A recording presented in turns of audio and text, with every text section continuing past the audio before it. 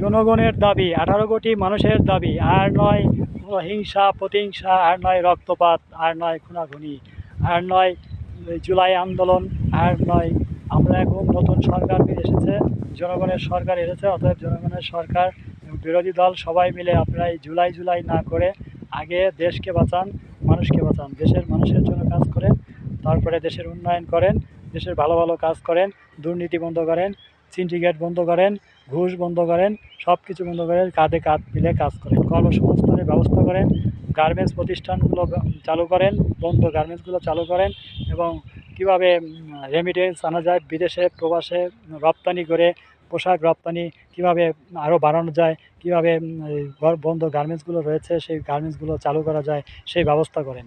আপনারা তো 1.5 বছর অনেক কিছু বলেছেন, অনেক কিছু করেছেন, কিন্তু 1.5 বছরে যা করে দিয়ে গেছেন জনগণ তো পথে বসে গেছে।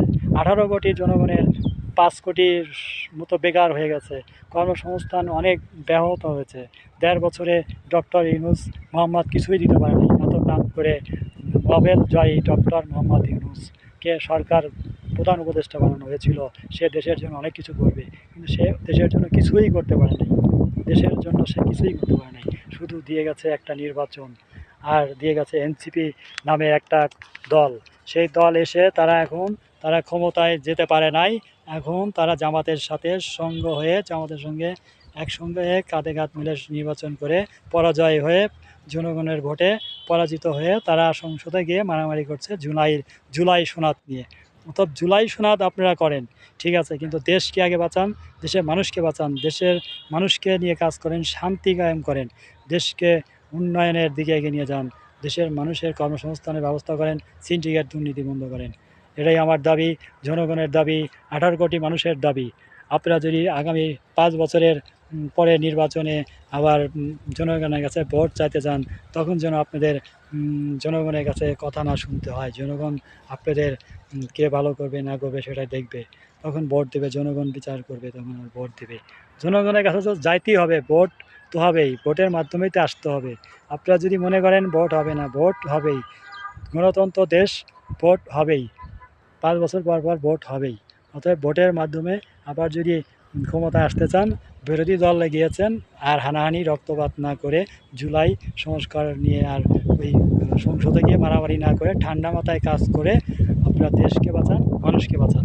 সবার আগে দেশ, সবার আগে বাংলাদেশ, তারপর সবার আগে মানুষ, তারপরে দেশ, তারপরে বাংলাদেশ।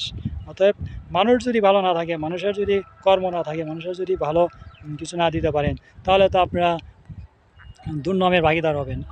আমি চাই আপনারা দুর্নামের ভাগিদার না হয়ে আপনারা দেশের জন্য কাজ করেন, মানুষের জন্য কাজ করেন। আমি সকল রাজনৈতিক দল মত নির্বিশেষে যা আছেন সবাই প্রতিহিংসা রাজনীতি বন্ধ করে, আর এই ক্ষমতা যেতে পারেন নাই, 5 বছর পরে তো আবার নির্বাচন হবে, সে অপেক্ষা করেন এবং দেশের মানুষের জন্য কাজ করেন। আপনার সরকারের উন্নয়ন করবে, সরকারকে আপনারা সাপোর্ট করেন, সরকারকে সহযোগিতা করেন, আপনারা সবাই মিলে কাজ করেন, তাহলেই সে ইউরোপের মতো দেশ যাবে, ইউরোপ কান্ট্রির মতো দেশ হবে। আমেরিকা হতে দরকার নাই, আমেরিকা তো যুদ্ধ, ওরা তো খালি যুদ্ধ চায়, ওরা খালি চায় যুদ্ধ। আমেরিকা চায় শুধু খালি যুদ্ধ, কেমনে যুদ্ধ, ইসরায়েল খালি যুদ্ধ চায়, কিন্তু ওরা তো শান্তি চায় না।